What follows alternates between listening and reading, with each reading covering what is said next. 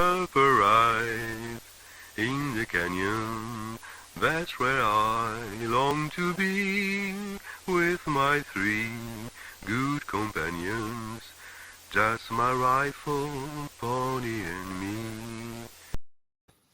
Bonjour à toutes et à tous, ou bonsoir, ça dépend bien évidemment de l'heure à laquelle vous allez découvrir cette nouvelle vidéo, cette nouvelle émission. Aujourd'hui, je suis avec Justine Breton qui va parler d'un film que tout le monde connaît, même celles et ceux qui ne l'ont pas vu le connaissent, ce film. On va expliquer pourquoi.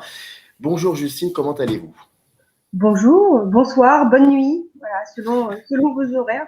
Ça va très bien, toujours ravie de parler de ce film, donc voilà, tout va bien. Bon.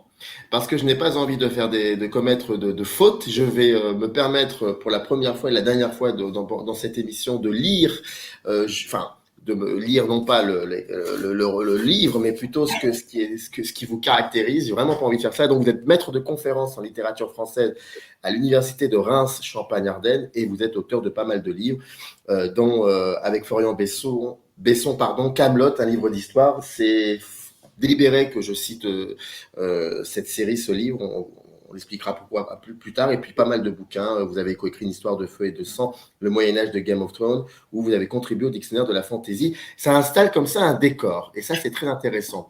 Aujourd'hui, on va parler de ce film-là, Monty Python, Sacré Graal, le premier film, oui, le premier véritable film, parce qu'il y en a eu un autre avant, mais ça, on peut aussi en parler après, certainement. Édité chez Vendémiaire. Je remercie bien évidemment l'attaché de presse de cette maison d'édition qui m'a aidé à monter cette émission, en tout cas l'aide apportée à la conception de cette émission. Je le remercie énormément. Monty Python, Sacré Graal. La première question que j'ai envie de vous poser, c'est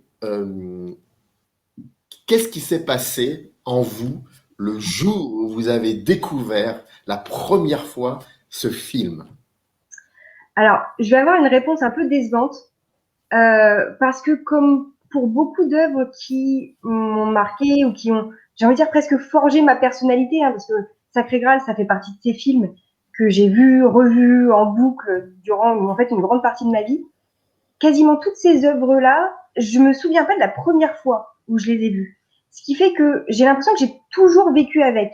Alors, pour Sacré Graal, ça serait possible, même si j'ai l'impression que j'ai dû le découvrir dans l'adolescence, mais j'ai pas ce souvenir de ce moment marquant. Tout ce que je sais, c'est que ça fait partie de ma personnalité et ça fait partie des films que je revois régulièrement, sur lesquels je travaille maintenant, donc je me fais plaisir aussi. Mais c'est typiquement des films où après je vais reprendre des citations tout le temps jusqu'à bassiner mon entourage. On en a plein des films comme ça. J'ai grandi aussi avec La Cité de la Peur ou avec la série Kaamelott. Voilà. J'ai l'impression que 75% de ce que je dis au quotidien, c'est des répliques tirées des films et des séries c'est pour ça que je disais que ça forge vraiment ma personnalité, parce que je me suis construit avec ces films-là jusqu'à avoir l'impression que je les ai toujours connus, en fait. Mais quand vous avez, quand vous commencez à voir ce film, quand vous le découvrez, l'humour des Monty Python, vous le connaissiez avant je sais pas si vous vous en souvenez de cela, mais est-ce que vous le connaissiez avant cet humour-là, ou c'est après que vous avez essayé de savoir un peu ce que c'était? Alors effectivement, moi j'ai commencé par Sacré Graal parce que je suis arrivée au Monty Python par l'intermédiaire de la légende arthurienne, qui est mon premier amour. Donc c'est par l'intermédiaire de la légende arthurienne que j'ai vraiment découvert ce film, je pense un peu par hasard, parce que ça fait pas partie des films qui étaient regardés par exemple chez moi dans mon enfance ou des choses comme ça. Et c'est par la suite où j'ai découvert ce groupe absolument farfelu des Monty Python et où je suis allée voir plus loin ce qu'ils faisaient, donc en passant d'abord par la vie de Brian et après en découvrant les sketchs du Flying Circus, ce qui fait que j'ai un peu pris leur parcours à rebrousse-poil, j'ai envie de dire, pour remonter un petit peu à leurs origines et voir d'où venait un petit peu cette façon d'écrire et ce type d'humour qui est vraiment très anglais.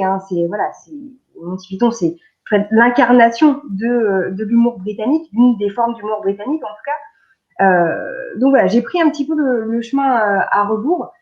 Et depuis, je regarde en boucle les sketchs du Flying Circus, Sacré Graal, La vie de Brian, Le sens de la vie, un petit peu moins parce qu'il est quand même bien allumé aussi ce film. Mais voilà, ça fait partie de de ces films qu'on prend toujours plaisir à voir et à revoir, même si on les connaît par cœur. Voilà, on trouve à la fois le plaisir de la reconnaissance et j'ai l'impression qu'on découvre des nouvelles choses. La seule chose, c'est que j'ai plus ou moins interdiction de regarder ces films avec mes proches parce qu'ils en ont marre que je dise les répliques en même temps et j'arrive pas à m'en empêcher. Donc voilà, ils en ont marre de la stéréo, donc je regarde seule dans mon coin. Je vous promets qu'on va parler tout de suite là du livre et du film, mais il faut absolument que je vous pose cette question et vous y avez plus ou moins répondu d'avance. Est-ce qu'on en sort indemne de tout cela, de Monty Python? Pas vraiment, pas vraiment. Et je pense que l'humour des Monty Python, surtout quand on est français, au sens où bah ouais, on a grandi avec une culture française, ça laisse pas indifférent. C'est-à-dire que soit on adore, ce qui est clairement mon cas, soit on n'aime pas du tout, mais généralement, il n'y a pas d'entre-deux, en fait. C'est vraiment très particulier. Et quand on voit un film comme Sacré Graal, de toute façon, les Français sont pas extrêmement bien représentés. Voilà, c'est pas le film le plus valorisant pour la culture française, mais ils en jouent aussi. Ce qui fait que on retrouve vraiment ici là les différences de culture entre la France et l'Angleterre, l'humour français et l'humour anglais, ce qui fait que généralement quand on regarde voilà les sketchs du Monty Python Flying Circus ou Sacré Graal ou La vie de Brian, étant d'une culture française, on adore ou on déteste ou on comprend pas l'intérêt, mais il y a généralement pas d'entre-deux, donc on n'en sort pas indemne, qu'on aime ou qu'on n'aime pas, je pense. Quelle tristesse, quelle solitude de devoir expliquer pourquoi on trouve drôle le sketch du ministère de la démarche à la con ou de la chanson des bûcherons. Quelle tristesse, quelle solitude. Mais le pire dans tout cela, c'est qu'on continue encore d'y croire et on fait fi de tout ce qu'il y a, autour. C'est pour ça que je suis vraiment, vraiment, vraiment content parce que bon, je me permets une petite digression subjective. Moi, j'ai été élevé avec ça, je veux dire, voilà. Et c'est à cause d'eux, grâce à eux, que je suis devenu extrêmement exigeant vis-à-vis de l'humour dans tous les sens du terme. Et je pense qu'à partir du moment où on veut expliquer à quelqu'un le sens du non-sens, ça devient très complexe. Donc, merci beaucoup pour ce livre. D'ailleurs, je tiens à signaler pour celles et ceux qui nous regardent qu'il y a un lien, comme d'habitude, comme chaque fois que je reçois un écrivain, une écrivaine, c'est-à-dire qu'il y a un lien dans le descriptif de cette vidéo qui renvoie à cette page où vous pouvez vous procurer le livre. Est-ce que vous avez mis du temps à vous dire que c'était une évidence qu'il fallait vous poser et écrire sur ce film en particulier? Je me suis vite fait à l'idée, en fait, parce que ça fait partie de ces œuvres sur lesquelles, bah justement, à chaque fois que je tombe dessus, ou j'avais eu l'occasion d'en parler pour des articles ou des choses comme ça, mais ça fait partie de ces œuvres sur lesquelles je me dis, faut que j'écrive dessus, faut que je fasse quelque chose. Alors, clairement, c'est d'abord pour me faire plaisir. J'ai conscience de ça, je me soigne, mais c'est l'idée de voilà de pouvoir travailler sur quelque chose qu'on aime. Et ça fait partie de ces œuvres. À chaque fois que je les vois ou que je redécouvre certaines scènes, j'ai l'impression que je me dis mais là il y a un processus, notamment au niveau de l'écriture comique justement, qui est tellement bien pensé, qui est tellement subtil, qui a l'air très simple comme ça et qui a l'air bah, justement absurde. Ouais, c'est un chevalier qui découpe un autre chevalier en morceaux et il perd les bras et les jambes, etc. Ok, ça a l'air absurde comme ça, mais il y a en fait toute une écriture assez fine derrière, l'air de rien. Et voilà, et je me dis, il faut que je me fasse plaisir à pouvoir décortiquer un petit peu tout ça. Donc, ça fait un moment en fait que je voulais travailler dessus. Ce qu'il fallait, c'était trouver le bon angle pour que ce soit pertinent déjà pour un lecteur et que ça intéresse un éditeur aussi. Il y a aussi ce travail-là. Et j'ai la chance de pouvoir travailler avec Vendémiaire qui justement comprend un petit peu cette façon qu'on peut avoir de décortiquer les films et qui cherche, et ça c'est aussi quelque chose qui me tient à cœur, qui cherche à rendre cette recherche, en l'occurrence la recherche cinématographique, accessible au grand public. Donc l'idée c'est pas de faire de la recherche, enfin, je fais de la recherche universitaire, pour médiévistes, voilà, des choses très ciblées, très pointues, mais le but, je pense, de toute recherche, c'est de rendre ce savoir, alors on est dans des grands termes, mais ce savoir accessible au plus grand nombre. Et un éditeur comme Vendémiaire permet justement de travailler de façon sérieuse et universitaire sur aussi des corpus populaires, comme Sacré Graal, et de faire un travail à la fois sérieux et, enfin, j'espère en tout cas, et accessible au plus grand nombre. Donc voilà, il fallait trouver les bonnes conditions pour pouvoir travailler au mieux et voilà, rendre hommage, ou en tout cas faire justice à ce film qui mérite qu'on s'arrête un petit peu en détail, parce que derrière le côté apparemment parodique et la grosse comédie, il y a des choses très subtiles dans l'écriture. Eh ben ça, on va en parler, ça m'intéresse beaucoup et c'est ce que d'ailleurs vous expliquez dans le bouquin. Le livre est divisé en plusieurs chapitres, je me permets de les nommer parce que c'est très important. Alors vous commencez, ce qui est tout à fait logique, par un joli petit lot de noix de coco. Vraiment, celles et ceux qui n'ont jamais vu ce film, regardez d'abord le film, ensuite lisez le livre, vous allez comprendre pas mal de choses. Donc le noix de coco qui en même temps dit beaucoup de choses de cette société dans laquelle évoluent ces joyeux hurons que sont les Monty Python.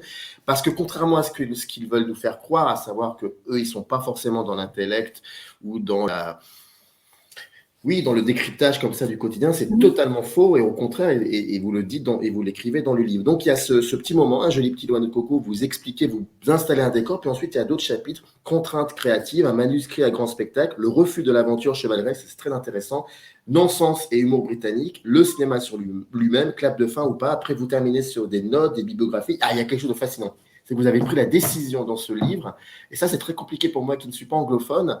Vous avez compris ce que je veux dire. Vous avez pris la décision. Mais ça, c'est intéressant de savoir pourquoi vous l'avez pris, cette décision, parce que je trouve que ça donne vraiment un style au livre. En gros, vous prenez la décision de ne pas traduire certains extraits du film, donc certains dialogues que vous intégrez dans le bouquin, vous décidez de ne pas les traduire. Alors, moi, c'est compliqué, mais après, il y a une traduction à la fin, et puis même, on peut se rendre compte dans le livre quand on connaît par cœur le film. Mais pourquoi avoir choisi pourquoi avoir orienté ce livre vers cette idée-là, qui est intéressante. Hein. C'est vrai que ça a été une discussion justement avec l'équipe de Vendémiaire. C'est quelque chose qui moi me tenait à cœur parce que alors pour plusieurs raisons, mais d'abord parce que le but étant effectivement de rendre cette recherche accessible, bien sûr, au plus grand nombre. Donc il fallait qu'on ait des traductions, bien sûr, du texte. Donc les citations de critiques, etc., sont traduites, mais les citations tirées du film sont conservées en langue originale, donc en anglais, et sont traduites en notes, donc sont accessibles à la fin de l'ouvrage, globalement. J'y tenais parce que, je l'ai dit, le Sacré Graal et l'humour des Monty Python de façon plus large, c'est un humour très britannique, très particulier dans son écriture, et qui a une subtilité justement au niveau de la langue, un travail sur la langue.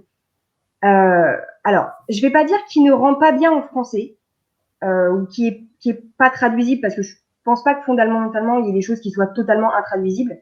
Mais c'est juste que selon ce que je voulais montrer dans le texte, selon la façon dont je voulais étudier le film lui-même, pour moi c'était important qu'on revienne à la lettre presque de ce qu'ont écrit les Monty Python, sachant que, alors il y a une version, notamment une version québécoise qui existe du film, donc on peut tout à fait regarder le film en français, en langue française en tout cas. Il y a des sous-titres qui ont été créés aussi, mais parfois il manque des petites nuances, etc. Il y a un excellent travail de sous-titres qui a été fait à l'époque d'ailleurs de la sortie du film. Mais je voulais qu'on ait cette langue pour avoir ces subtilités, pour avoir des choses qui peut-être auraient pu être... peut-être que j'aurais pu retraduire certaines phrases juste pour montrer la subtilité, mais je ne suis pas traductrice et c'est un métier beaucoup trop difficile pour moi, au sens où là, on n'est pas seulement sur l'idée de traduire du sens, bien entendu, mais on est comme quand on traduit un roman ou une œuvre littéraire. Il y a tout un jeu sur la forme aussi, et traduire l'humour, c'est quelque chose c'est un gros travail. J'admire toujours, par exemple, les personnes qui traduisent l'œuvre de Lewis Carroll, parce que c'est aussi un adepte du nonsense, etc. Et c'est bourré de jeux de mots. Et en plus de création de néologismes, etc. Donc, c'est voilà, chapeau à tous les traducteurs, à toutes les traductrices de ce type d'œuvre. Et voilà, donc moi je me sentais pas les épaules clairement pour rendre en français ce que les Monty Python arrivent à faire en anglais. J'ai clairement pas leur niveau.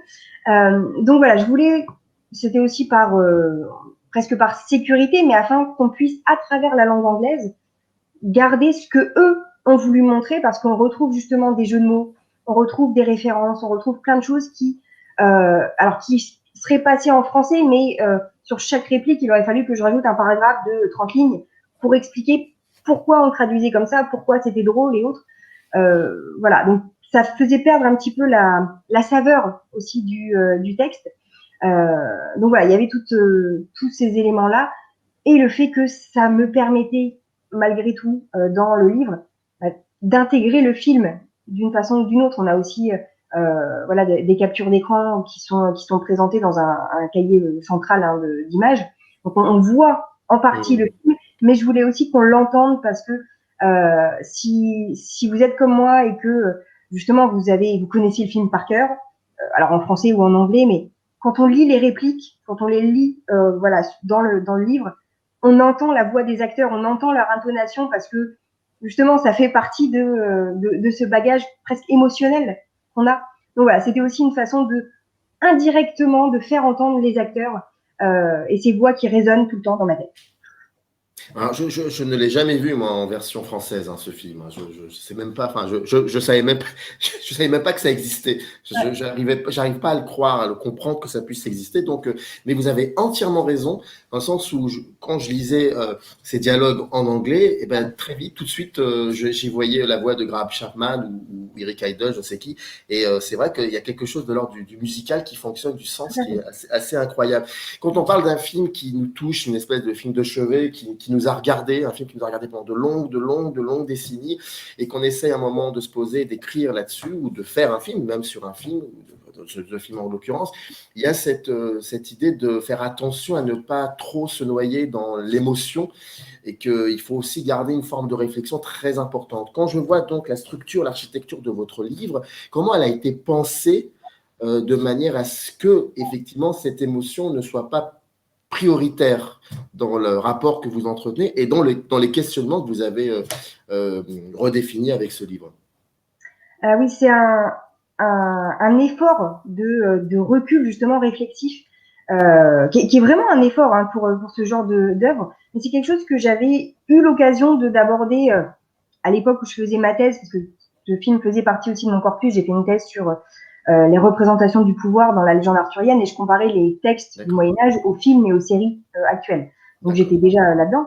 Et Sacré Graal, c'était peut-être le pire film pour ça, ou le meilleur, ça dépend comment on voit les choses, mais c'est typiquement un film que j'avais du mal à étudier parce que voilà, on prend ne serait-ce que les deux premières séquences, la séquence avec Arthur et les noix de coco globalement, et la deuxième qui est Arthur qui rencontre les paysans anarcho-syndicalistes, qui sont peut-être les deux séquences les plus brillantes du film, même si c'est très difficile de choisir, mais typiquement, étudier ces deux séquences-là, c'était très compliqué pour moi parce que je commençais à regarder la séquence en me disant, bah voilà, je prends des notes, etc. Je travaille dessus, ça reste mon métier. Et très rapidement, en fait, je me laissais prendre par, j'ai beau le connaître par cœur, mais je me laissais prendre par la dynamique parce que c'est tellement bien écrit qu'on est engagé véritablement dans le film. Ce qui fait que, typiquement, la scène avec les paysans, au moment où je devais l'étudier, j'ai dû la regarder peut-être 15 fois avant d'arriver à me focaliser vraiment sur les détails techniques que je voulais observer, etc. Parce que à chaque fois, je me laissais prendre par ces répliques voilà, absurdes, etc. Donc, c'est un effort que j'avais déjà eu l'occasion de faire, donc ça a été finalement plus simple de mettre ça en place là pour travailler sur ce livre. Parce que clairement, je suis fan du film, ça, voilà, je ne peux pas le cacher de toute façon, mais le but, c'était pas de faire un livre de fans. Voilà, c'était pas juste de dire, bah regardez, j'adore ce film, il est trop bien. Alors oui, d'accord, mais au-delà de ça, ça sert à rien, ça sert à personne que je dise ça globalement. Donc l'idée, c'était vraiment d'avoir ce recul et de montrer. Alors oui, ce film est bien, d'accord, ça c'est une opinion, mais en tout cas, regardez comment il est fait, pourquoi il a été fait comme ça, et ce que ça implique. Ce que ça implique à la fois dans l'humour des Monty Python, dans l'humour britannique en général, ce que ça implique au niveau de l'écriture et ce que ça implique de la vision qu'on a du Moyen-Âge aujourd'hui ou en 75 quand le film est sorti.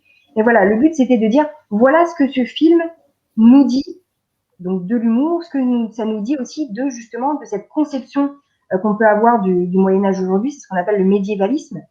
c'est l'ensemble des représentations du Moyen-Âge qu'on peut faire, alors aujourd'hui, mais aussi en fait au XVIIe siècle ou au XIXe siècle, quand on a la reconstruction du château de Pierrefonds par Viollet-le-Duc. C'est aussi du médiévalisme, c'est comment à cette époque on imagine, on voit, on conçoit le Moyen-Âge. Et mon objectif, c'était de montrer justement que ce film, au-delà du côté humoristique qui fait que justement on s'attache à cette œuvre, il y a une lecture très pertinente de la façon dont on conçoit le Moyen-Âge aujourd'hui. Et voilà, le but, c'était de montrer un petit peu ce que ça nous disait, donc, au-delà des blagues, globalement, ce que ça nous disait de la société, de la conception de l'histoire et de ce que ça implique pour nous de percevoir un Moyen-Âge comme une période où les paysans meurent par dizaines et mangent de la boue. Et voilà, qu'est-ce que ça implique sur le Moyen-Âge, sur nous et sur la relation qu'on entretient à cette période. Voilà, c'était et pour avoir ce recul-là, justement, il faut délaisser en partie le côté fan, parce que je peux pas travailler en tant que fan dessus, mais c'est toujours une première voie d'entrée en fait. J'entre dans le film parce que j'aime ça, je travaille sur ce film parce que j'aime ça, et c'est parce que j'aime ça que je vais chercher à montrer à quel point ce film est éloquent sur plein d'autres aspects, en fait. C'est en même temps. Oui, c'est effectivement, mais quand on s'intéresse à l'humour des Monty Python, quand on regarde leurs sketchs, quand on les suit un peu, on s'aperçoit que l'écriture qu'ils ont est une écriture qui travaille beaucoup et sur le son, mais aussi sur l'image. C'est ce qui peut-être crée aussi ce fameux non-sens. Et c'est ce qui fait que peut-être Le Sens de la vie est un film qui est un peu bancal parce qu'il est beaucoup plus sur le son et pas forcément sur l'image. Mais quand on apprend qu'ils se sont lancés dans le cinéma en faisant le Sacré Graal, on peut ne pas être forcément étonné, surpris, parce que ça devait, je pense, à un moment arriver. Et la force, et vous le dites dans le livre, de ce groupe, c'est qu'il y avait donc ce travail et sur le son et sur l'image, et il y avait aussi 2-3 personnes, ou on va dire même 2 personnes, qui avaient aussi envie, pour le coup, de mettre en scène et ces images et ce son-là. Donc, avec le recul, est-ce que pour vous, c'était effectivement logique qu'à un moment ou à un autre, il se lance comme ça dans le cinéma, et petit 1, et petit 2, ce qu'ils faisaient à la télévision disait quelque chose de la société dans laquelle ils évoluaient. Ce film-là, est-ce que c'est encore plus mordant, le regard qu'ils portent sur la société britannique, voire même mondiale? Est-ce que c'est beaucoup plus mordant? Est-ce que ça dit quelque chose quand on commence à gratter de beaucoup plus féroce, finalement? Alors, au niveau de l'évidence du passage, on va dire, de sketch au cinéma, c'est évident, et en même temps, alors je vais pas dire est-ce qu'ils auraient dû faire comme ça, parce que de toute façon on va pas réécrire l'histoire des Monty Python, mais leur passage au cinéma, il y a une cohérence, parce que parmi ce qu'ils voulaient faire pour les sketchs, ils ont toujours eu envie de lier leurs sketchs. Ce sont des sketchs séparés, etc., presque juxtaposés, parfois sans apparence de lien, mais ils ont toujours essayé de donner une illusion, en tout cas de cohérence, dans leur construction, dans chaque émission. On a des leitmotivs, on a des personnages qui reviennent, on a des choses comme ça. Il y a les animations, enfin les cut-out animations, ces petites animations en images en papier découpé faites par Terry Gilliam, qui permettaient aussi d'apporter un lien visuel, parfois un lien thématique entre les sketchs, et de favoriser les transitions. Donc il y avait déjà une idée de pas simplement faire une juxtaposition de sketch, mais de créer un tout pour chaque émission. Donc parfois c'est un petit peu bancal, parce que ils ont fait avec les moyens du bord aussi. Et petit à petit, ça devient un peu plus soudé, un peu plus cohérent. Donc le passage vers un long métrage, c'était effectivement presque la suite logique de leur parcours. Et d'ailleurs, ils ont continué après avec La vie de Brian, notamment, qui est... alors, il y a toujours un débat entre les fans des Monty Python. Est-ce que leur meilleur film, c'est Sacré Graal ou La vie de Brian? J'ai envie de dire Sacré Graal, mais je suis peut-être pas tout à fait objective sur le sujet. Mais donc, voilà, il y a une cohérence. Après, le souci, parce que ça a été un vrai souci sur le tournage de Sacré Graal, enfin, un des soucis, parce qu'il y en a eu pas mal, un des soucis, c'est que justement, il y avait 2 réalisateurs dans leur équipe. Donc, pour Sacré Graal, ils se sont appuyés sur le travail de Terry Jones et de Terry Gilliam, parce que c'était les deux volontaires globalement dans le groupe. Le problème étant que ils ont deux visions, alors du cinéma et de l'écriture totalement différentes, complémentaires dans le cadre du groupe, donc ça c'est plutôt pas mal. Mais pour ce qui est de travailler ensemble à la réalisation, on se retrouve avec globalement Terry Jones. Alors je caricature un peu, mais c'est finalement cette répartition qui a eu lieu. Terry Jones qui est attaché à l'humour et au fait que voilà, on est quand même un groupe d'humoristes. Le but c'est que ce film il soit drôle. C'est ça qui compte. Donc il va faire attention aux détails esthétiques, mais surtout au dialogue, à la façon dont c'est joué, etc. Et de l'autre côté, on a Terry Gilliam qui lui insiste sur le fait que là on fait plus des sketchs, on fait un film. Je dis on comme si j'étais dans l'équipe. Voilà. Très bien. J'aime ça. C'est très très bien. Voilà. Continuons. Mais leur but c'est de faire un film. Donc il faut qu'il y ait, ce soit pas justement une juxtaposition de scènes drôles. Il faut qu'il y ait une cohérence, il faut qu'il y ait une esthétique qui montre que là on est sur grand écran. C'est plus on joue plus dans la même catégorie en fait. Donc ce qui fait que c'est des ambitions un peu différentes, c'est des façons de réaliser différentes. C'est même une façon de monter les films, les séquences différentes. On a cette anecdote qui est reprise par globalement tous les membres des Monty Python, donc qui doit être vrai, hein, qui dit que globalement, une fois que c'était tourné, Terry Jones faisait le montage des séquences dans la journée et Terry Gilliam venait le soir dans le studio pour redécouper et faire son montage à sa sauce. Voilà. Donc la communication, c'était peut-être pas leur meilleur point fort, mais donc voilà, il y a des difficultés à ce niveau-là. En revanche, c'est peut-être aussi ces deux visions opposées qui fait qu'on se retrouve avec un film qui est à la fois drôle et qui fait que justement ça marche du point de vue de la comédie, et on est bien dans un film justement par rapport à ce qu'on peut avoir plus tard dans Le Sens de la vie, où c'est plus on retourne presque dans une juxtaposition de sketch ici. Mais dans Sacré Graal et dans La vie de Brian, on est vraiment sur un film avec une cohérence du début à la fin, même si justement il joue avec cette idée de début, de fin, etc. Mais voilà, on est sur un film d'une ampleur, avec une esthétique notamment vraiment cinématographique. Quand on voit le bateau, cette espèce de dracard qui apparaît à la fin pour transporter Arthur et le chevalier Bélénaire vers le dernier château où est censé reposer le Graal, on a vraiment tout qui est mis en place avec la brume. Gilliam adore la brume et il voulait en mettre partout. Donc, à cette brume et le bateau qui apparaît, qui nous transporte là dans les manuscrits du Moyen-Âge, où on avait ce type d'apparition merveilleuse. Donc voilà, on a une bonne association entre les deux, même si pour eux, sur le tournage et en post-production, clairement, ça a été compliqué à vivre. Après, de savoir si c'est plus mordant que les sketchs du Flying Circus, j'ai envie de dire oui, mais parce que c'est plus insidieux, en fait. Je vais presque envie de dire plus fourbe, mais très, très gentiment hein, pour ce terme, mais parce que dans les sketchs, on pouvait avoir parfois des critiques, alors directes, justement, hein, le sketch du ministère des démarches, etc. On a aussi une façon de rire de l'administration, de ses absurdités, justement, du fait qu'on dépense des budgets fous dans des choses littéralement absurdes. On a quelque chose de direct, presque, ici. Et très souvent, dans les sketchs, on va avoir, par exemple, une critique de l'autorité. Alors, l'autorité sous toutes ses formes, hein, que ce soit l'autorité militaire avec le personnage du colonel, que ce soit l'autorité religieuse avec le fameux sketch de l'Inquisition espagnole. Enfin, voilà. Donc, il y a plein de moments comme ça où les Monty Python tapent sur toutes les formes d'autorité et que ce soit aussi l'autorité narrative, parce que ils refusent ce qui paraît comme une évidence, c'est-à-dire qu'ils refusent les sketchs simples avec un début, un milieu et une fin, c'est-à-dire les écritures comme on en fait depuis Aristote, globalement, hein, depuis qu'Aristote théorise dans sa poétique, une histoire c'est un début, un milieu et une fin. Eux, ça les saoule, ça. C'est trop évident, c'est trop attendu. Donc, on se retrouve avec des sketchs qui commencent en plein milieu, qui s'interrompent, etc. Parce qu'ils jouent sur ça et ils remettent en cause même cette autorité de l'histoire, de la narration. Dans Sacré Graal, c'est plus indirect parce que, déjà, on n'est pas dans une époque contemporaine. Il ne représente pas l'époque contemporaine. Il représente le Moyen-Âge du 93 au carré, voilà, qui est censé être associé à l'époque du roi Arthur.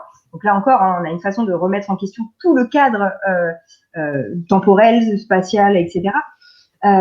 Donc on a toujours cet intermédiaire en fait. Mais on va retrouver des attaques, enfin des attaques, oui, parce que c'est des attaques, même si c'est jamais, voilà, leur but c'est pas de faire de la politique, c'est pas leur but, mais faut admettre que quitte à taper sur quelqu'un, les représentants de l'autorité, c'est quand même une source évidente, j'ai envie de dire, à défaut de facile. Et ils vont justement s'appuyer sur ce biais médiévaliste, on passe par l'intermédiaire du Moyen-Âge pour continuer ces mêmes dénonciations. On retrouve des petits tacles, hein, presque à la religion chrétienne ou catholique, quand on voit le frère Ménard qui vient lire le manuel, le mode d'emploi, hein, presque de la Sainte Grenade d'Antioche, avec vous lisez un mode d'emploi Ikea, globalement c'est la même chose. Hein. On a un croisement entre ce que dit la Bible et ce que dit un manuel de montage aujourd'hui, ou un guide d'utilisation. Donc voilà, c'est une façon de se moquer un petit peu de tout ça.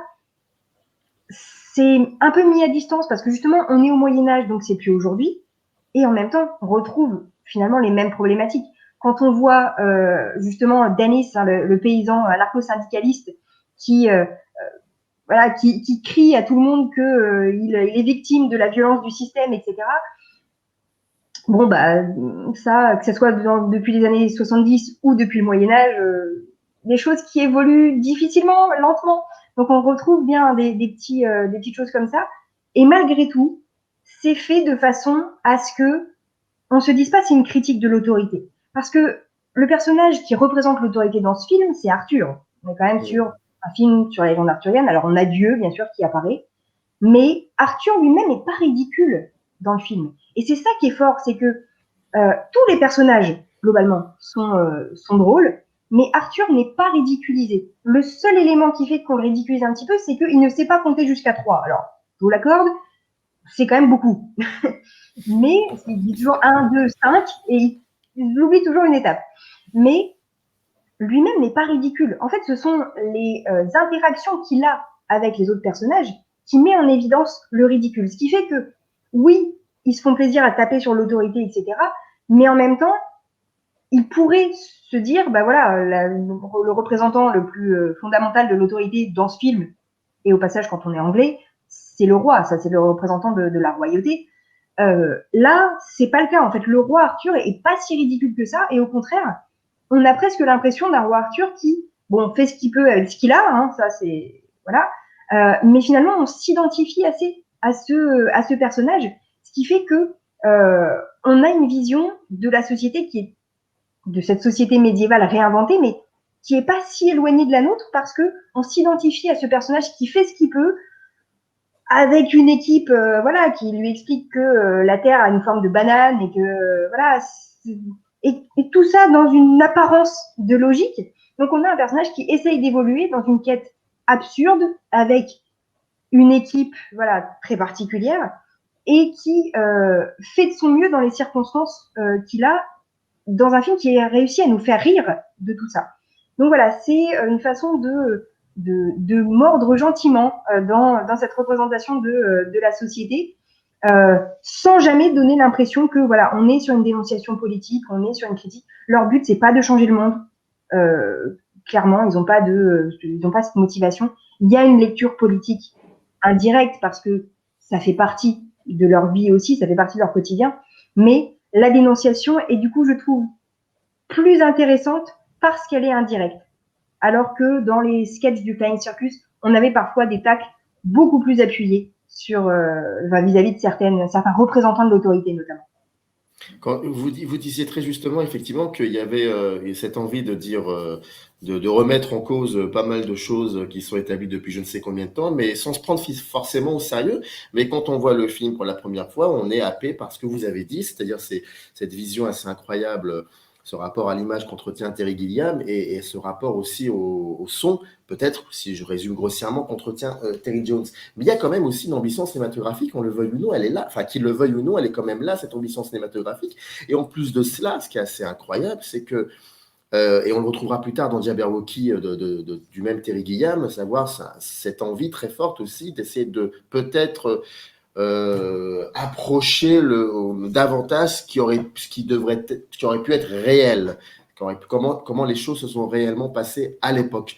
Et la question là où je veux en venir, c'est que quand ils ont écrit le scénario tous ensemble, est-ce qu'il y a réellement eu des recherches? Est-ce qu'ils ont vraiment pris du temps, de leur temps, pour aller chercher un peu dans des textes, dans le texte historique, comment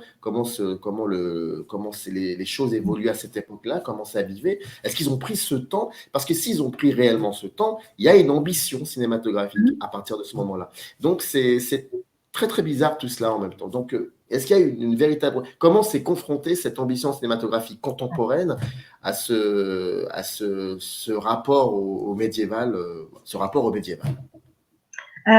Alors, ils n'ont pas tous fait des recherches, mais clairement, c'est quelque chose qui a tenu à cœur, alors notamment de Terry Jones. Terry Jones et dans une certaine mesure aussi Michael Palin, parce que dans l'équipe des Monty Python, en fait, à part Terry Gilliam qui vient des États-Unis et qui a une formation de graphiste globalement, de cartooniste, de dessinateur globalement, tous les autres ont suivi une formation dans les plus grandes universités britanniques. Et on a alors voilà, Graham Chapman qui est médecin et qui a exercé d'ailleurs la médecine pendant un moment. Certains ont une formation pour être avocat. Et on a Terry Jones Michael Palin qui a fait des études d'histoire et Terry Jones qui, lui, a travaillé sur la littérature anglaise, mais qui est notamment fasciné par la littérature médiévale.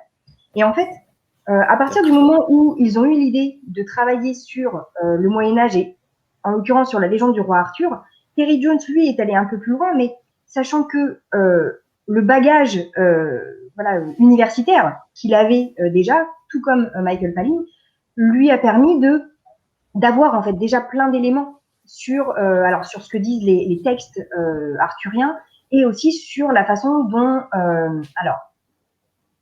on concevait le Moyen-Âge à l'époque où ils ont fait leurs études et à l'époque dans les années 60 et surtout dans les années 70. Je mets cette nuance parce que en fait depuis cette époque, la recherche d'historiographie, la recherche en histoire a beaucoup évolué et on sait que certaines représentations qu'on avait à l'époque sont fausses ou sont exagérées. Par exemple, l'image justement d'un Moyen-Âge où tout le monde vivait dans la boue et où on avait une espérance de vie de 25 ans, c'est faux. Voilà. Tout comme on a parfois l'image, c'est quelque chose qui me tient à cœur dans les films sur le Moyen-Âge ou dans les séries, l'image des paysans du Moyen-Âge avec des dents complètement noires et gâtées. Parce que, bah oui, ils n'avaient pas de dentifrice, ils n'avaient pas notre hygiène bucco-dentaire actuelle, oui, mais ils n'avaient pas non plus tout ce sucre dans leur alimentation qu'on a aujourd'hui. Donc ça veut dire qu'en fait, on plaque très facilement des considérations qu'on a mis à notre époque contemporaine à cette société médiévale. Et la représentation que donnent Terry Gilliam et Terry Jones du Moyen-Âge dans Sacré Graal, c'est une représentation qui est très documentée, mais j'ai envie de dire très documentée pour l'époque, en fait. C'est pour ça que, justement, on a cette insistance sur, justement, sur la boue. C'est-à-dire qu'on a des membres de l'équipe qui disent que l'équipe des Monty Python faisait livrer de la boue, quand il n'y en avait pas assez, ils faisaient livrer de la boue pour qu'il y en ait sur le tournage, parce qu'au Moyen-Âge, on patauge dans la boue. C'est bien connu. Voilà. Il y a même toute une anecdote qui veut que Michael Palin, c'est dans la scène justement du village pestiféré avec la charrette Bring Out Your Dead. Michael Palin fait partie du décor, c'est un paysan, et pour montrer à quel point les paysans, pour pousser le trait à l'extrême, mais pour montrer à quel point les paysans vivent dans la boue, on a toute une scène où il est dans le décor et où il mange de la boue. Il est par terre, il se roule dans la boue et il mange de la terre. Ils ont fait la journée de tournage. Bon, on est d'accord qu'ils mangeaient pas de boue. Ils ont fait un système de bouillie au chocolat pour donner l'impression de la boue. Mais il a quand même pataugé dans la bouillasse toute la journée. Jusqu'au moment où, en visionnant les images le soir, ils se sont rendus compte que de toute façon, il n'était pas dans le cadre et que globalement, il a passé la journée à manger de la boue pour rien. Donc voilà, ce qui fait qu'on ne le voit pas dans le film, on le devine un tout petit peu, mais c'est tout. Il a été ravi à l'époque. Mais voilà, c'est-à-dire qu'ils reprennent ici une image qu'on pensait être vraie à l'époque. Bien sûr, il la pousse à l'extrême parce que c'est le but aussi, c'est le but de la comédie. Mais ils s'appuient sur des connaissances précises, des connaissances avérées qui viennent notamment de leur formation universitaire. mais d'éléments historiques plus que littéraires, parce que voilà, les textes arthuriens du XIIe siècle changent peu.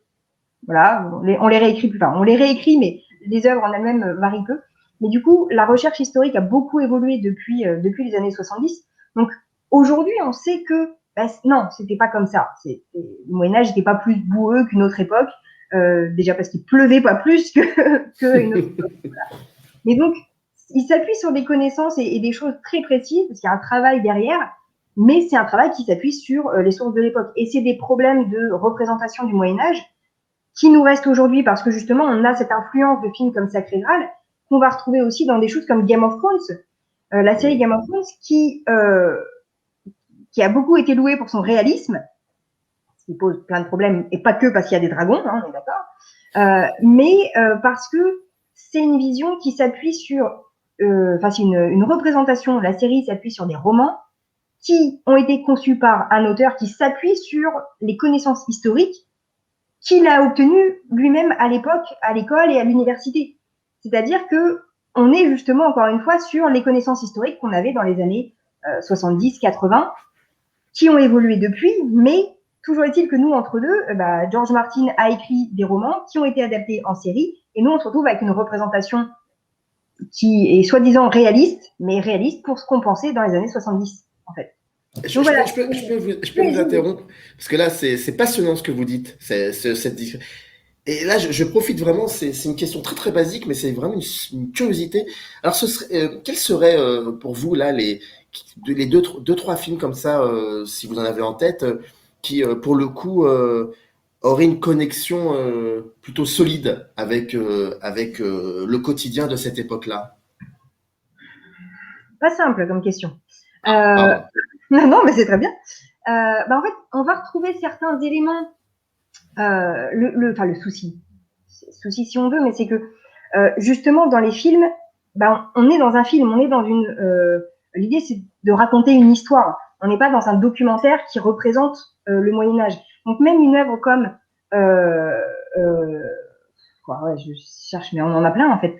Mais même Le Nom de la Rose, qui est pourtant adapté donc d'une œuvre avec un gros travail de médiéviste, aussi bien sur l'écriture que sur le tournage. Oui, il y a des choses dans les décors, dans les costumes, etc., qui sont fidèles à la réalité historique.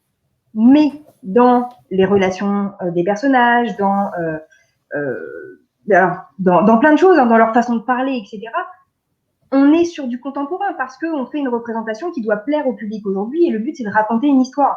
Donc, en fait, on peut avoir des éléments réalistes pour donner un cadre, pour le décor, les costumes, les titres des personnages, etc.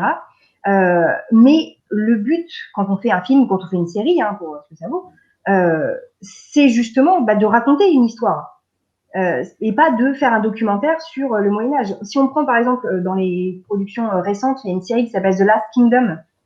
The Last Kingdom, c'est alors je mets de côté la dernière saison, la saison 4 et la saison 5 à venir probablement, parce que niveau réalité historique, ils ont complètement décroché, mais dans la série, on s'appuie sur des personnages historiques. Il y a clairement une lecture précise de certaines charges, de certaines chroniques notamment. Ils utilisent des mots de l'époque, des titres notamment, Atheling, etc., qu'on n'a plus aujourd'hui. Donc, il y a cet effet de couleur locale, presque, j'ai envie de dire. On entend des mots qui font médiévaux, etc., mais parce que ce sont des mots et des fonctions qui sont en vigueur au Moyen-Âge. Donc, on a un gros travail précis sur ça. Mais ça n'empêche que l'histoire, c'est l'histoire d'un personnage fictif qui est Uhtred et de comment il dégomme tout le monde à coups d'épée et il couche avec toutes les filles qui passent, globalement. Voilà. Donc, ce qui fait qu'on a un cadre qui est réaliste, qui s'appuie sur des recherches, sur un travail précis. Mais le but, c'est pas de faire un documentaire, tout simplement parce que si on fait un documentaire, ça va pas intéresser le même public. Et ça va intéresser généralement moins le public. Donc voilà, on a ce décalage. Donc on a des œuvres qui font des efforts, etc. Mais si on regarde bien, c'est pas leur but. C'est souvent ce concept de réalité historique ou de réalisme historique. C'est en fait plus un prétexte marketing dans les films et dans les séries afin de dire, ouais, mais regardez, on a fait comme à l'époque, et d'ailleurs, c'est une façon de se dédouaner aussi, parce que non, mais c'est violent, mais c'est pas notre faute, c'est parce que le Moyen-Âge était violent. Hein. Bien sûr, tout le monde se décapitait à tout bout de champ, c'est bien connu. Bah non, en fait, voilà. Donc c'est aussi un argument à la fois marketing, et c'est une façon pour alors les réalisateurs, les scénaristes, les producteurs, hein, toute l'équipe, mais c'est une façon aussi un petit peu de se dédouaner et de se dire, on peut représenter ce qu'on veut sous couvert de, c'est pas notre faute, c'est la réalité du Moyen-Âge qui était comme ça. En fait, c'était pas le cas, mais voilà, c'est l'image qui est un petit peu entretenue. C'est un peu fourbe, mais ça n'empêche que ça nous permet d'avoir toujours des films et des séries sur le Moyen-Âge qu'on apprécie, donc on va pas trop se plaindre non plus. Il y a un chapitre, donc je rappelle ce livre, Monty Python, Sacré Graal, édité chez Vendémiaire. Il y a un chapitre que vous nommez Le refus de l'aventure chevaleresque. Et quand on découvre le film pour la première fois, il y a cette fameuse séquence que d'ailleurs vous évoquez dans le premier véritable chapitre, un joli petit lot de noix de coco, où on s'aperçoit que les personnages principaux, le roi Arthur en tout cas, suivi de son écuyer, important l'écuyer, le roi Arthur n'a pas de cheval, et le bruit que l'on entend des sabots, en fait, c'est l'écuyer qui le fait grâce à 2 noix de coco. Voilà. Donc là, on est vraiment dans quelque chose de très intéressant, de très drôle, et de très aussi on est dans le non-sens. Est-ce que pour tous ces joyeux lurons des Monty Python, est-ce que la narration que l'on retrouvait dans les contes, dans les récits qui travaillaient sur le médiéval, est-ce que tout cela, avec une sacrée distance, ils voyaient beaucoup de non-sens dans cette manière de raconter cette période-là à l'époque, et ils essayent, et donc comme vous le dites, ils refusent l'aventure chevaleresque. Est-ce qu'il y a cette idée aussi de la refuser parce que vaut mieux la questionner sur le non-sens qu'il y avait réellement à cette époque-là, sur la prise du pouvoir, sur ce que c'est qu'un roi. Il y a cette fameuse phrase, le King of the Who, le roi de quoi exactement? Enfin, il y a des choses de ce genre-là. Est-ce qu'ils y trouvaient eux aussi? C'est comme Monsieur Jourdain qui fait de la prose sans le savoir. Est-ce que dans cette période-là, il y avait aussi beaucoup de non-sens, mais que peut-être les contemporains ne le voyaient pas et que les Monty Python l'ont vu à ce moment-là et qu'ils ont essayé de dire on va refuser ce qui était officiel et on va faire autre chose aussi pour montrer que la bêtise, le non-sens existait aussi bien avant nous. Il y a déjà des éléments en fait de nonsense, etc.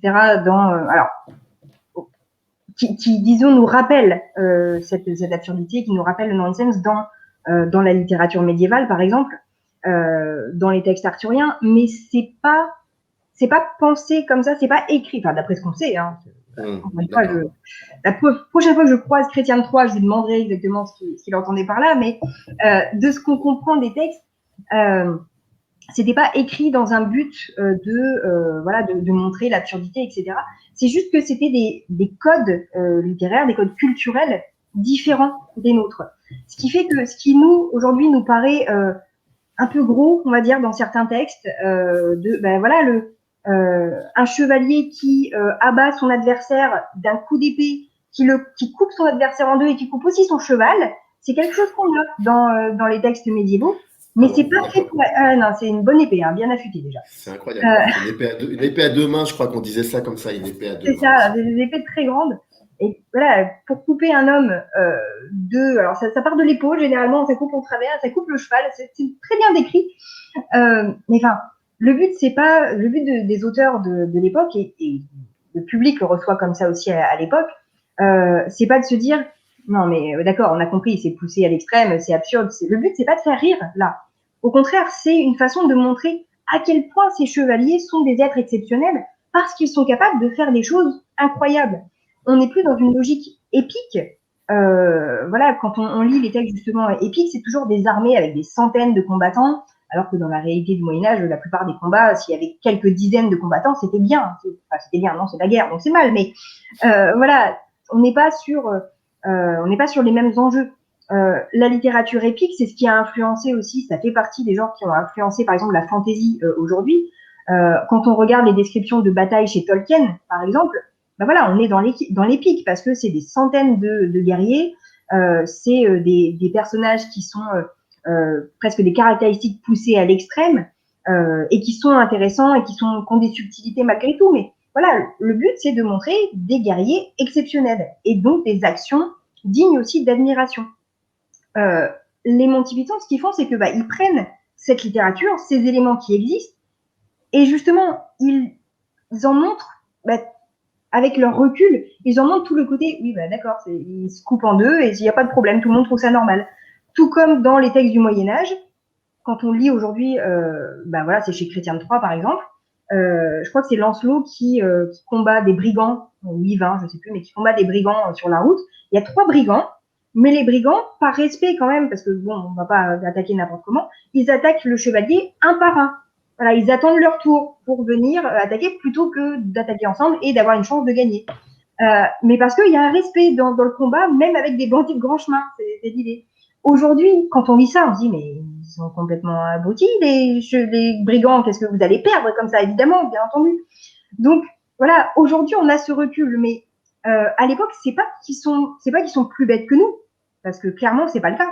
C'est juste que ça fait partie des codes. Et on a établi que dans ce monde de chevalerie, même les brigands ont un comportement malgré tout chevaleresque. Voilà, ils vont enlever des femmes, mais quand il s'agit de combattre, ils respectent des règles de combat honorables, etc. Parce que ça fait partie des évidences dans leur société. Donc, c'est pas que c'est une société plus absurde que la nôtre, parce que je pense que niveau absurdité, on en a 2-3 aujourd'hui aussi, mais ce sont des codes culturels différents. Et ce que font les Monty Python, c'est qu'ils reprennent ces codes, ils reprennent ces éléments qu'ils connaissent en fait assez bien, et ils ont même pas à les pousser à l'extrême parce qu'ils sont déjà extrêmes. Des personnages qui se font couper les bras et les jambes dans la littérature médiévale, on en a. Et voilà, aujourd'hui ça fait rire parce que justement on a une mise en scène de ça et que ce qui fait rire, c'est pas que le personnage se fasse couper les bras et les jambes, ça reste plutôt tragique, hein, on est d'accord. C'est la façon dont le personnage ne réagit pas. Le chevalier noir qui se fait couper un bras, voilà, c'est just a scratch, c'est juste une éraflure. Oui, mais son bras est par terre. Voilà. Donc l'idée, c'est de montrer l'absurdité du personnage qui ne réagit pas face à la situation et qui, même avec les 2 bras et les 2 jambes coupées, finit tant bien que mal par admettre que ok, voilà, égalité. Pendant que Arthur, un peu dépité, s'en va parce que on se retrouve avec un personnage qui ne réagit pas face à la réalité de la situation. Et un des principes de Sacré Graal, c'est justement de reprendre ces éléments qu'on a dans la littérature médiévale et de les montrer avec. Alors c'est pas une forme de réalisme, c'est plutôt justement ce décalage entre la réalité. Dans n'importe quel film d'action, un personnage qui se fait couper un bras, ça arrive dans pas mal de films. Je sais pas, ça crie, ça pleure, ça fait mal, je sais pas, mais il y a voilà. Là, c'est l'absence de réaction qui justement crée. Alors c'est un certain choc chez le public et qui suscite le rire par la suite parce que c'est une façon d'essayer de comprendre ce qui se passe. Il y a un décalage. Le personnage n'a pas la réaction qu'on attend. Et c'est ça qui fait rire, en fait. Voilà. Si le chevalier noir se mettait à se rouler par terre parce qu'il avait mal, tout de suite, c'est beaucoup moins drôle. Voilà. Donc, il s'appuie en fait sur des choses existantes, pas tant pour s'en moquer, mais pour montrer que voilà, si on confronte à la réalité, il y a un problème, tout simplement. On peut pas tout dire malheureusement sur le film, sur le livre aussi. Donc c'est pour ça qu'on a essayé en tout cas de prendre 2-3 éléments qui se trouvaient dans le livre et d'en faire, en tout cas d'en parler par rapport au film. Il faut vous procurer ce livre qui est vraiment intéressant et très important. Vous avez le lien dans le descriptif de cette vidéo. Une dernière question. Alors c'est édité quand même chez Vendémiaire. Je tiens à le rappeler, Vendémiaire, pardon. Une dernière question. Est-ce que ça a fait des petits, ça, Monty Python, Sacré Graal? Oui, oui, plein. Ce qui est génial parce que du coup, ça permet de continuer à faire vivre un petit peu cet esprit Monty Python. Alors il y a, j'ai envie de dire, les descendants directs. Il y a les autres films que les Monty Python ont fait, comme justement, j'évoquais La vie de Brian, où on retrouve en fait un peu le même schéma. Alors c'est dans un contexte différent, mais voilà, on retrouve ce personnage interprété par Graham Chapman. Qui est le seul à être un petit peu rationnel dans un monde où tout le monde le prend pour le Messie. Donc voilà, on a des descendants directs. On a aussi une comédie musicale qui s'appelle Spamelot, qui a été créé en fait en grande partie par Eric Idle. Eric Idle. Eric Idle, c'est dans Sacré Graal, c'est celui qui joue notamment Robin, celui qui a sur son bouclier un poulet. Voilà. C'est logique. Extrêmement glorieux. C'est la poule mouillée du groupe, hein, donc voilà. Oui, c'est pour ça. Et c'est en fait Eric Idle, c'est le musicien clairement des Monty Python. C'est lui qui chante à la fin de la vie de Brian, la fameuse. Tout à fait. Musique. Voilà. Et du coup, il a écrit une comédie musicale donc qui s'appelle Spamalot, avec l'aide des autres Monty Python, mais c'est vraiment lui le garant du projet, qui reprend en fait globalement l'histoire de Sacré Graal. Ça modifie quelque chose, mais pour la scène, ça a été un énorme succès. Un peu partout en fait, hein. Ça a tourné aussi en France. Il y avait une adaptation française qui avait été faite par Pierre-François Martin Laval il y a quelques années maintenant. Donc voilà, il y a eu des échos directs même par l'équipe des Monty Python. Et après, que ce soit Sacré Graal ou leurs sketchs, les sketchs des Monty Python, ça a aussi une influence sur toute une génération de comédiens. Et après, on va retrouver des comédiens ou des auteurs qui utilisent ce nonsense aussi dans leur humour. Parmi tous les descendants, alors réels ou non, mais on a beaucoup évoqué la série Kaamelott, par exemple, en France, qu'on a décrit comme un peu le Sacré Graal à la française.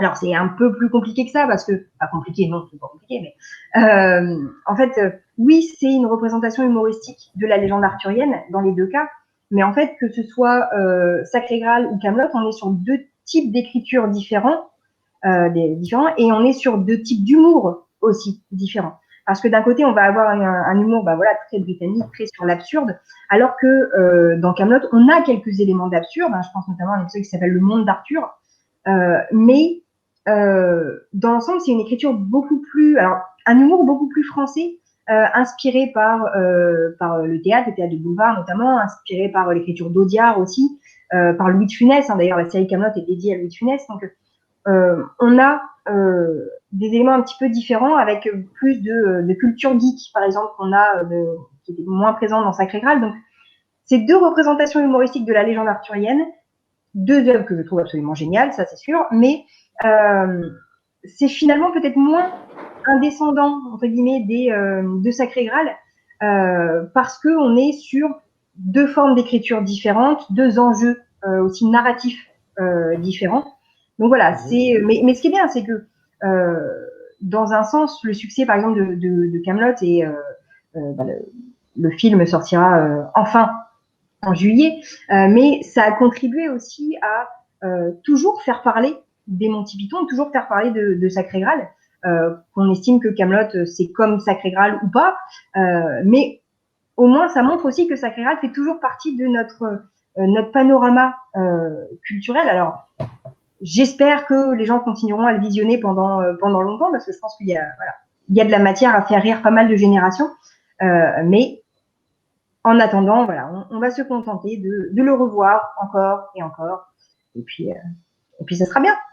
Et puis c'était super passionnant, vraiment. J'ai envie de vous réinviter pour parler d'Excalibur, de Bowman, ou pour parler de Kaamelott aussi, parce que c'est vraiment vraiment passionnant, et voilà, il y a une forme de transmission qui est fondamentale. Je répète, mais il faut répéter. Monty Python, Sacré Graal, de Justine Breton, qui était aujourd'hui notre invitée et qui a été généreuse dans ses propos. Et je vous en remercie vivement. C'est édité chez Vendémiaire. Procurez-vous, c'est très important. Et puis surtout, faut voir le film qui est aussi incroyable. Merci beaucoup, Justine. À très, très, très, très vite. Et c'est vrai qu'on va regarder aussi je ne savais pas qu'il sortait en juillet, Kaamelott, mais c'est une très bonne nouvelle. Oui, l'attente a été longue. Hein. C'est le film. Oui. Oh là là, oui. Voilà. Ça a été un peu compliqué. Les circonstances, les circonstances de 2020-2021 ont fait qu'il a fallu être un petit peu plus patient, mais voilà, le premier film, le premier long métrage Kaamelott et la suite des aventures d'Arthur arrive enfin sur grand écran, donc on pourra en profiter aussi. Ceci sera le dernier mot de la fin. Merci beaucoup, Justine. À très vite. Et d'ici là, regardez des images, dont celle de Monty Python, c'est assez sympa. Générique, c'est parti. Merci beaucoup. In the canyon, that's where I long to be with my three good companions, just my rifle, pony and me.